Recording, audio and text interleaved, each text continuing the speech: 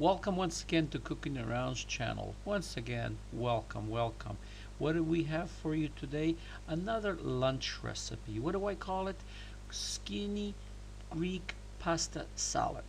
And this is really on the light side. Now, if you have to go to work like me, I like to take lunch. I don't like to buy lunch because, you know, sometimes the choices are just not there. So I like to make my own. For I like to know what is in my food in way of oils or extra calories or basically anything. Now look at this dish. Absolutely awesome, absolutely filling, easy. Just pop it into the microwave and away you go. Now let's start by grabbing yourself a mixing bowl, and I'm going to add 1 tablespoon of apple cider vinegar. Not apple vinegar, but apple cider vinegar.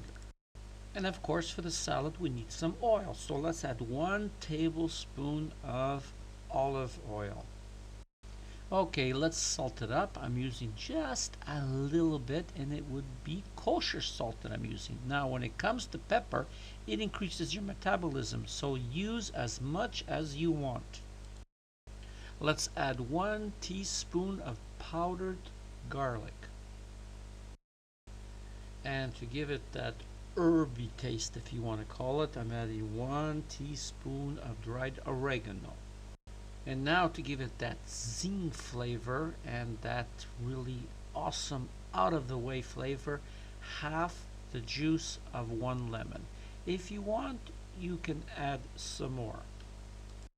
Now let's work for your supper. I want you to beat it and beat it and beat it and get it a little bit frothy so everything intermixes. Now I have some pre-cooked rotoni, which is 100% wheat, or you can use gluten-free pasta. Now I'm adding about 6 to 8 ounces or half a package.